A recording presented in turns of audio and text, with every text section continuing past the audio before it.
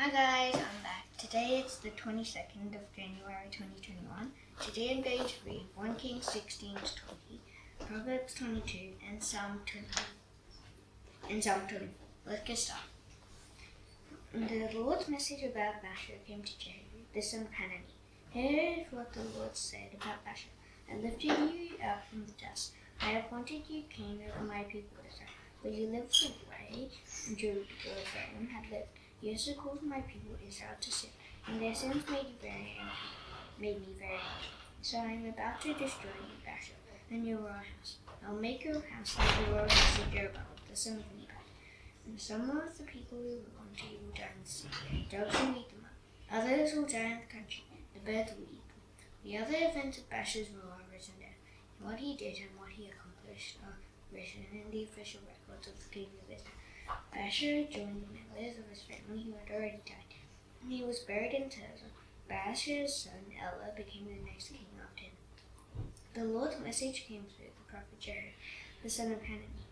It was against Baasha and his royal house. Baasha had done all kinds of evil things in the sight of the Lord. Baasha had also destroyed the royal house of Jeroboam. What Baasha did had made the Lord very angry. So Baasha had become as simple as the royal house of Jeroboam had been. Elah became king of Israel. It was in the 26th year that Asa was king of Judah. Elah ruled in Tirzah for 2 years. He was the son of Baasha. Zimri was one of Elah's officials. He commanded half of Elah's chariot drivers, and he made plans against Elah. Elah was in Tirzah at that time. He was getting drunk in the home of Asa. Asa was in charge of the palace at Tirzah. Zimri came in. He struck Elah down and killed him. It was in the 27th year of Asa, the king of Judah. Zimri became the next king after Elah. As soon as Zimri was seen on the throne as king, he killed off Baasha's whole family. It didn't even spare one male. It didn't matter whether they were a relative or a friend. So Zimri destroyed the whole family of Baasha. That's what the Lord had said would happen. He had spoken against Baasha through Jehu the prophet. Baasha and his son Elah had committed all kinds of sins. They had also caused Israel to commit the same sins. So Israel made the Lord very angry. They did it by worshipping worthless statues of God. The Lord is the God of Israel. The other events of Elah's rule are written down. Everything he did is written in the official records of the king of Israel. Zimri ruled in Tirzah for 7 days. It was in the 27th year that Asa was king of Judah. The army of Israel had set up camp near Gibbethon. It was a Philistine town. The Israelites in the camp heard that Zimri had made plans against King Elah. They also heard that Zimri had murdered him, so they announced that Omri was king of Israel. He was the commander of the army. They made him king that day in the camp. Then Omri and all the men pulled back from Gibbethon. They marched to Tirzah and surrounded it. They attacked it and captured it. Zimri saw that they had taken over the sea, so he went into the safest place in the royal palace. He set the palace on fire all around. He died there because of the sins he had committed. He had done what is evil in the sight of the Lord. He had lived the way Jeroboam had lived. He had committed the same sin Jeroboam had caused Israel to commit. The other events of Zimri's rule are written down. The way he turned against King Elah and killed him is written down. All these things are written in the official records of the kings of Israel. The Israelites divided it up into 2 groups. Half of them wanted Timni to be king. He was the son of Gideon. The other half wanted Omri. Omri's followers were stronger than those of Timni, the son of Gina. So Timni died, and Omri began to rule. Omri became king of Israel. It was in the 31st year that Asa was king of Judah. Omri ruled for 12 years. He ruled in Tirzah for 6 to 30 years. He built the hill of Samaria from Sheba. He weighed out 150 pounds of silver for it. Then he built a city on the hill. He called it Samaria. He named it after Sheba. Sheba had owned the hill before it, but Omri did what was evil in the sight of the king. He sinned more than all the kings who had ruled before him. He lived the way Jeroboam the son of Nebat had lived. He committed the same sin Jeroboam had caused Israel to commit. Israel made the Lord very angry. They did it by worshipping worthless statues of God. The Lord is the God of Israel. The other events of Omri's rule are written down. Everything he did and the things he accomplished are written in the official records of the kings of Israel. Omri joined the members of his family who had already died. He was buried in Samaria. Omri's son Ahab became the next king after him. Ahab became king of Israel. He was on 30th year that Asa was king of Judah. Ahab ruled over Israel accidentally for 22 years. He was the son of Omri. When Ahab, the son of Omri, did what was evil in the sight of the Lord. He did more evil things than any of the kings who had ruled before. He thought it was only a small thing to commit the sins Jeroboam, the son of Nebat, had committed. Ahab also married Jezebel. She was Ethbaal's daughter. Ethbaal was king of the people of Syria. Ahab began to serve the god named Baal and worship him. He set up an altar to honor Baal. He set it up in the temple of Baal that he built in Samaria. Ahab also made a pole used to worship the female god named Asherah. He made the Lord very angry. Ahab did more to make him angry than all the things of Israel had done before. And the Lord is the God of Israel. In Ahab's time, he from Bethel rebuilt Jericho. When he laid its foundations, it cost him the life of his oldest son, Abiram. When he set up its gates, it cost him the life of his youngest son, Jacob. That's what the Lord had said would happen. He had spoken it through Joshua, the son of Nun. Elijah from Tishbe in the land of Eden. He said to Ahab, I serve the Lord. He is the God of Israel. You can be sure that he lives, and you can be just as sure that there won't be any Jew or reign on the whole earth. There won't be any during the next few years. No one coming to us says it. Then a message came to Elijah from the Lord. He said, leave this place. Go east and hide in the Kerith valley. It is east of the Jordan. You will drink water from the brook. I have directed some ravens to supply you with food there. So Elijah did what the Lord had told him to do. He went to the Kerith valley. It was east of the Jordan River. He stayed there. The ravens brought him bread and meat in the morning. They also brought him bread and meat in the evening. He drank water from the brook. Sometime later, the brook dried up. It hadn't rained in the land for quite a while. A message came to Elijah from the Lord. He said, go right away to Zarephath in the region of Sidon. Say that I have directed a widow there to supply you with food. So Elijah went to Zarephath. He came to the town. The widow was there gathering sticks. He called out to her. He asked, would you bring me a little water in a jar? And he needed to. She went to get the water, and he called out to her. Please bring me a piece of bread too. I don't have any bread, she replied, and that's just as sure as the Lord your God is alive. All I have is a small amount of flour in a jar and a little olive oil in a jug. I'm gathering a few sticks to take home. I'll make one last meal for myself and my son. We'll eat it. After that, we'll die.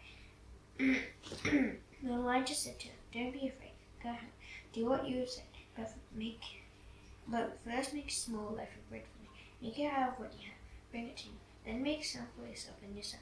The Lord is the God of Israel. He says, the jar of flour will not be used. The jug will always have oil in it. You will have flour and oil until the day the Lord sends rain on the land. She went away and did what Elijah had told her to do. So Elijah had food every day. There was also food for the women and her family. The jar of flour wasn't used up. The jug always had oil in it. That's what the Lord had said would happen. He had spoken that message through Elijah. Sometime later, the son of the woman in the house became sick. He got worse and worse. Finally, he stopped breathing. The woman said to Elijah, you are a man of God. What do you have against me? Did you come to bring my son out into the open? Did you come to kill my son? Give me his son, Elijah replied. He took him from her room. He carried him to the upstairs room where he was staying. He put him down in his bed. Then Elijah cried out to the Lord. He said, Lord my God, I'm saying with this widow. Have you brought pain and sorrow even to her? Nobody caused his son to die. Then he lay down on the boy 3 times. He cried out to the Lord. He said, Lord my God, give this boy's life back to him. The Lord answered Elijah's prayer. He gave the boy's life back to him. So the boy lived. Elijah picked up the boy. He carried him down from the upstairs room into the house. He gave him to his mother. He said, look, your son is alive. Then the woman said to Elijah, now I know that you are a man of God. I know that the message you brought from the Lord is true. It was now 3 years since it had rained. A message came to Elijah from the Lord. He said, go, speak to Ahab. Then I'll send rain on the land. So Elijah went to speak to Ahab. There wasn't enough food and smoke. The people there were very hungry. Ahab sent for Obadiah. He was in charge of Ahab's palace. Obadiah had great respect for the Lord. Ahab's wife Jezebel had been king of the Lord's prophets. So Obadiah had hidden 100 prophets and 2 kings. He had put 50 in each king. He had supplied them with food and water. Ahab had said to Obadiah, go to all the valleys and springs of water. Maybe we can find some grass there. It'll keep the horses and mules alive. Then we won't have to kill any of our animals. They decided where each of them might look. Ahab went in one direction. Obadiah went in another. As Obadiah was walking along, Elijah met him. Obadiah recognized him. He bowed down to the ground. Now he said, my master Elijah, is it really you? Yes, he replied. Go and tell your master Ahab. Elijah is here. What have I done wrong? Asked Obadiah. Why are you handing me over to Ahab to be put to death? My master has sent people to look for you everywhere. There isn't a nation or kingdom where he hasn't sent someone to look for you. Suppose the nation or kingdom would claim you weren't there. Then Ahab would make them give the word that they couldn't find you. And that's just as sure as the Lord your God is alive. But now you're telling me to go to my master. You want me to say, Elijah's here, that the Spirit of the Lord might carry you away when I leave you. Then I won't know where you are. If I go into Ahab and he doesn't find me, he'll kill me. But I've worshipped the Lord ever since I was new. My master, haven't you heard what I did? Jezebel was killing the Lord's prophets, but I hid 100 of them in 2 caves. I put 50 in each cave. I supplied them with food and water. And now you're telling me to go to my master Ahab. You want me to say to him, Elijah is here. Ahab will kill me. Elijah said, I serve the Lord who rules over all. You can be sure that he knows. And you can be just as sure that I will speak to Ahab today. Obadiah went back to Ahab. He told Ahab that Elijah wanted to see him. So Ahab went to where Elijah was. When he saw Elijah, he said to him, is that you? You are always stirring up trouble in Israel. I haven't made trouble for Israel, Elijah replied. But you and your father's family have. You have turned away from the Lord's command. They had followed gods that are named Baal. Now send the people from all over Israel. Tell them to meet me on Mount Carmel, and bring me 450 prophets of the god named Baal. I said bring 400 prophets of the fear of God named Asher. And all of them eat at Jezebel's table. So Ahab sent that message all through Israel. And he gathered the prophets together on Mount Carmel. And Elijah went there and stood in front of the people. He said, how long will it take you to make up your minds? The Lord is the one and only God. If the Lord is the one and only God, worship him. But if Baal is the one and only God, worship him. The people didn't say anything. Then Elijah said to him, I'm the only one of the Lord's prophets left. But Baal has 450 prophets. Get you rules for us. Let Baal's prophets choose one for themselves. Let them cut it into pieces. Then let them put it on the wood. But then let them set fire to it. Now prepare the other bull. I'll put it on the wood, but I won't set fire to it. And then you pray to your God, and I'll pray to the Lord. The God who answers by setting fire down is the one and only God.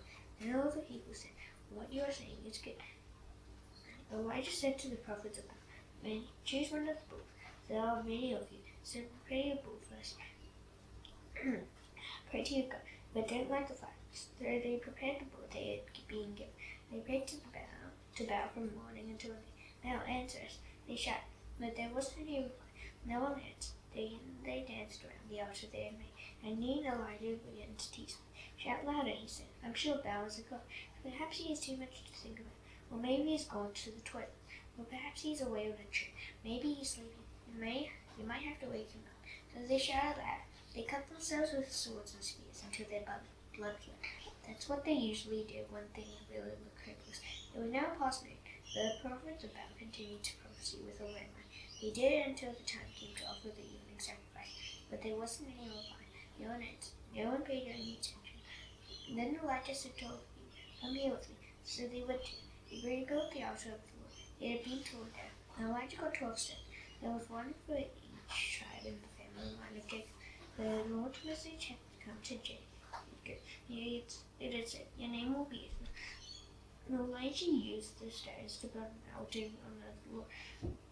He dug a ditch around it. The ditch was large enough to hold 24 pounds of seeds.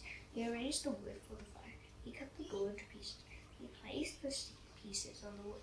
Then he said to some of the people, fill 4 large jars with water. Pour on the offering and the wood. So they did. Do it again, he said. So they did it again. Do it a third time, he went. And they did it a third time. The water ran down the altar. It even filled the ditch. When it was time to offer the evening sacrifice, the prophet Elijah stepped forward.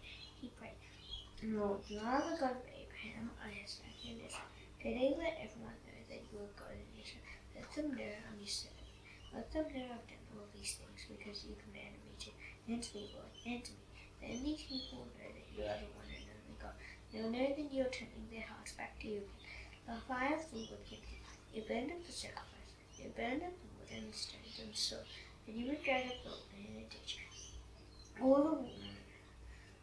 the people saw it. Then they fell down flat with their faces toward the ground, cried out, The Lord is the one and only God. The Lord is the one and only God. And then Elijah commanded, grab the prophets of Baal. Don't let a single one of them get away. So they grabbed. Elijah had them brought down to the Kishon Valley. There he had them put to death. Elijah said to Ahab, Go, eat and drink. I can hear the sound of a heavy rain. So Ahab went off to eat and drink. But Elijah climbed to the top of Mount Carmel. He bent down toward the ground. He put his face between his knees. Go and look toward the sea, he told us so. So he went up and looked. No, I don't see anything there, he said. 7 times Elijah said, Go back. The 7th time the servant said, I see a cloud. It's as small as a man's head. It's coming up over the sea. Elijah said, Go to Ahab. Tell the Lord, tie your chariot to your horse. Go down to Jezreel before the rain stops. Black cloud filled the sky. The wind came up, and a heavy rain began to fall. Ahab rode off to Jezreel. The power of the Lord came on Elijah. He tucked his coat into his belt, and he ran ahead of Ahab all the way to Jezreel. Ahab told Jezebel everything Elijah had done. He told her how Elijah had killed all the prophets of Baal with the sword. So Jezebel sent a message to Elijah. She said, You can be sure that I'll kill you, just as I killed the other prophets.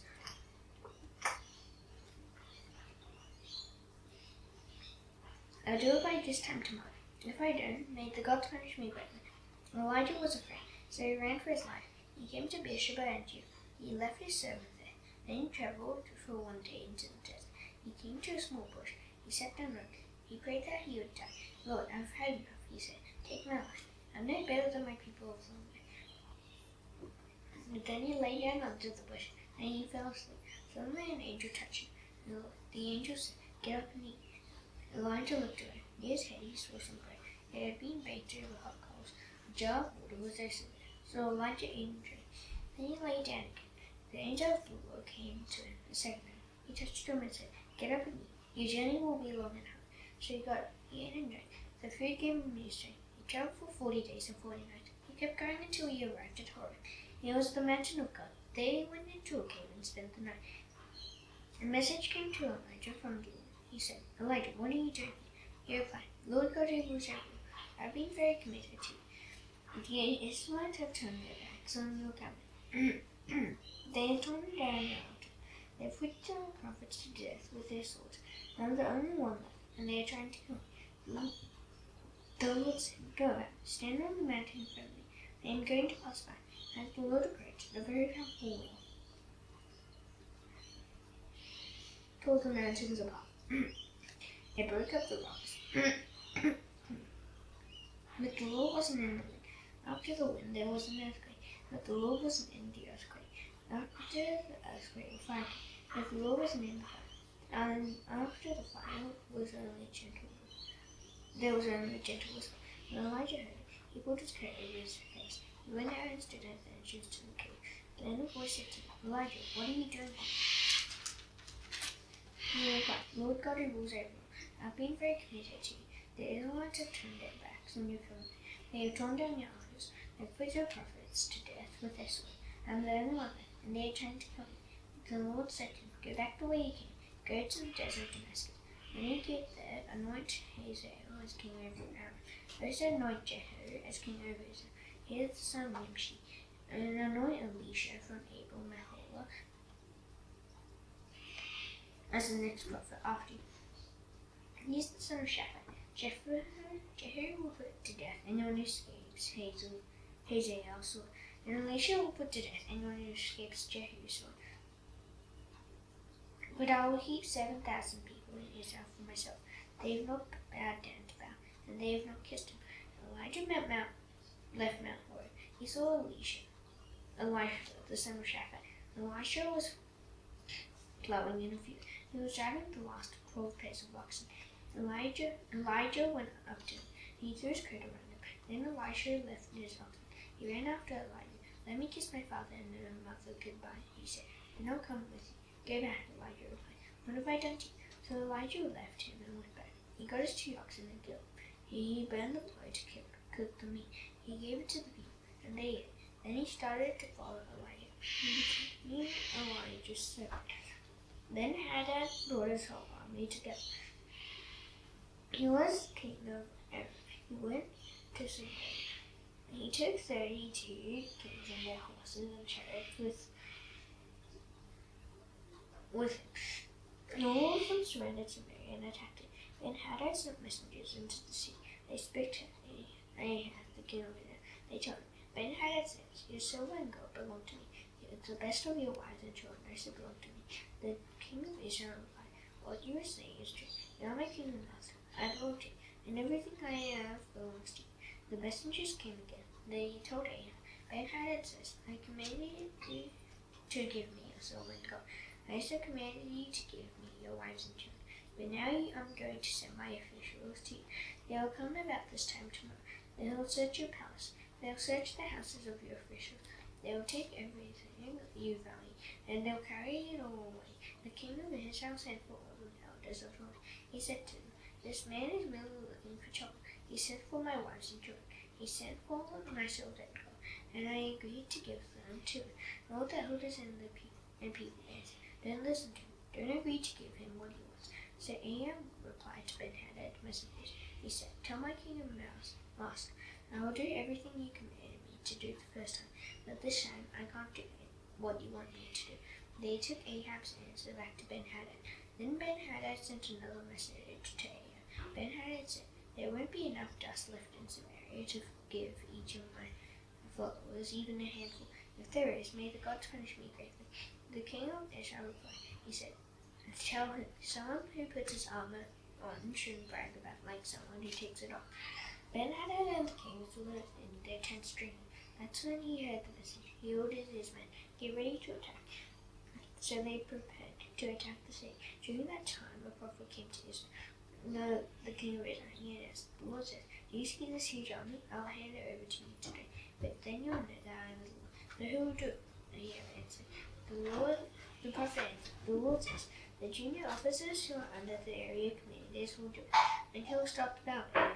Ahab asked. The prophet answered, "You will." So Ahab sent for the junior officers who were under the area commanders. The total number of officers was 232. Ahab gathered together the rest of the Israelites. The total number of them was 7,000. They started at noon. At that time, Ben-Hadad and the 32 kings helping him were in the tent. They were getting drunk. The junior officers who were under Ahab's area commanders marched out first. Ben-Hadad had sent out the scouts. They came back and reported, "Men are marching against us from Samaria." The Ben-Hadad said, "They might be coming to make peace. If they are, take them alive. Or they might be coming to make war. If they are, take them alive." The junior officers marched out of the city. The army was right behind them. The man struck down the one fighting against him. Then that happened. The army of Aram ran away. The Israelites chased them. But Ben-Hadad, the king of Aram, escaped on a horse. Some of his horsemen escaped with him. The king of Israel attacked them. He overpowered the horses and chariots. Large numbers of the men of Aram were wounded or killed. After that, the prophet came to the king of Israel again. The prophet said, "Make your position stronger. Do what needs to be done. Next spring, the king of Aram will attack you again." During that time, the officials of the king of Aram gave him advice. They said, "The gods of Israel are gods for the hills. That's why they are too strong for us. And suppose we fight them on the plains, then we'll suddenly be stronger than they are. Here's what you should do. Don't let any of the kings continue as military leaders. Have other officers take their place. You must also put another army together. It should be just like the one you lost. It should have the same number of horses and chariots. Then we'll be able to fight against Israel on the plains, and we'll suddenly be stronger than they are." Ben-Hadad agreed with their advice. He did what they suggested. The next spring, Ben-Hadad brought together the men of Aram. They went to the city of Acre to fight against Israel. The Israelites were also brought together. They were given supplies. They marched out to fight against their enemies. Israel's army came to cut from Aram's army. The Israelites looked like two small flocks. flocks of goats that had become separated from the others. But the men of Aram covered the countryside. The man of God came up to the king of Israel again. He told him, the Lord says, the men of Aram think the Lord is the God of the hills. They do not think he is a God of the valleys. So I, the Lord, will hand the huge army over to you. Then you will know that I am the Lord. For 7 days the two armies camped across from each other. On the 7th day the battle would begin. The Israelites wounded or killed 100,000 Aramean soldiers who were on foot. That happened in a single day. The rest of the men of Aram escaped to the city of Aphek. Its walls fell down on 27,000 of them. Ben-Hadad ran to the city. He hid in the secret room.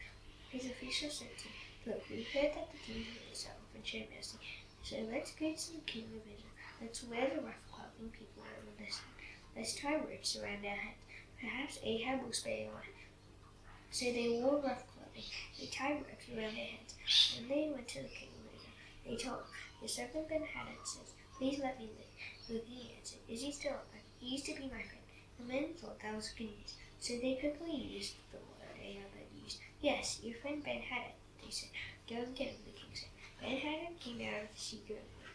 Then Ahab had him get into his chariot. I'll return the cities my father took from your father, Ben-Hadad offered. You can set up your own market in Damascus. That's what my father did in Samaria.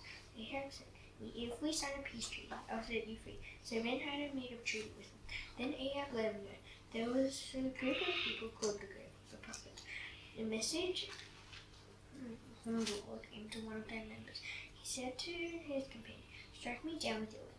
But he wouldn't do it. The prophet said, you haven't obeyed the Lord, so as soon as you leave me, a lion will kill you. The companion went away, and the lion found him and killed him. The prophet found another man. He said, please strike me down. So the man struck him down and wounded him. Then the prophet went and stood by the road. He waited for the king to come by. He pulled his headband down over his eyes so no one would recognize him. The king passed by. Then the prophet called after him. He said, I went into the middle of the battle. Someone came to me with a prisoner. He said, guard this man. Don't let him get away. If he does, he'll pay for his life with yours. Or you can pay 75 pounds or silver. While I was busy here and there, the man disappeared. The king of Israel spoke to him. He told him, what you've just said is what will happen to you. Then the prophet quickly removed the headband from his eyes. The king of Israel recognized him as one of the prophets. And he told the king, the Lord says, you have set a man free, but I had said he would be set apart to the Lord in a special way to be his strength. So you must pay for his life with yours. You must pay for his people's lives with the lives of your people. The king of Israel was very angry. He was in a bad mood. He went back to his palace in Samaria. Proverbs 22.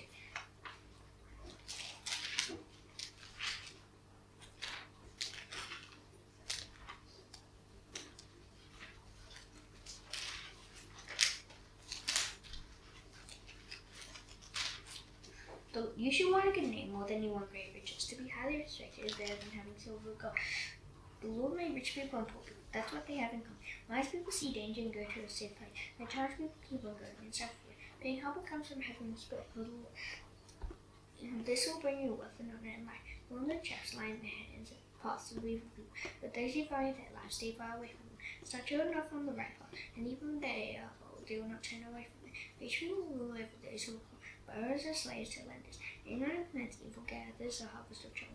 Their power to treat others badly will be destroyed. Those who give freely will be blessed. That's because they share their food with those who are poor.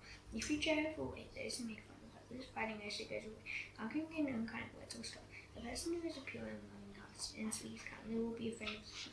The eyes of the Lord keep watch over the night, but he does away with the words of those unfaithful. People who don't want to work, there's a lion outside. Well, they say, I'll be murdered if I go into the street.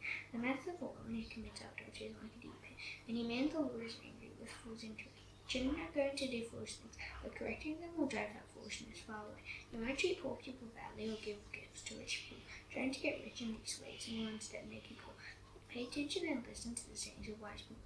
Apply your heart to the sayings I teach. It is pleasing when you keep them in your heart. Have all of them ready on your lips. You are the one I am teaching today. That's because I want you to trust in the Lord. I have written 30 sayings for you. They will give you knowledge and good advice. I am teaching you to be honest and to speak the truth. Then you can give honest reports to those you serve. Don't take advantage of poor people just because they are poor. Don't you value those who are in need by taking them to court. The Lord will stand up for the meek. He will require the lives of people who have taken the lands of their sin. Don't be a friend of the person who has a bad temper. Don't go around with the person who gets angry. You might let their habits, and then you'll be trapped by them. Don't agree to pay for what someone else said, and don't agree to pay their bills for you. If you don't have the money to pay, your bill will be taken right out from you. Then you will burn your stone, set up by your people of longer. Do you see someone who does good work? That person will serve kings. That person might serve officials of lower rank. Psalm 24. The earth belongs to the Lord, and so does everything in it. The world belongs to him, and so do all those who live in it. He set a family on the oceans. He made it secure on the water. Who can go up to the temple on the mountain of the Lord? Who can stand in his holy place? Anyone who has clean hands and a pure heart. Anyone who does not trust in the statue of God. Anyone who doesn't use the name of that God when he makes a promise. People like that will receive the Lord's blessing. When God their Savior hands down sentence, they will be in their favor.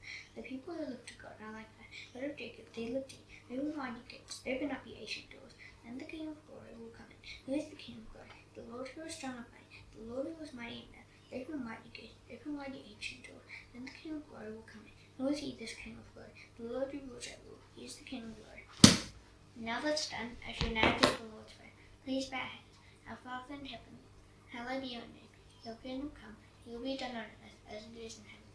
Give us today our daily bread. Forgive us our debts, as we also forgive our debtors. Lead us not into temptation, but deliver us from the evil one.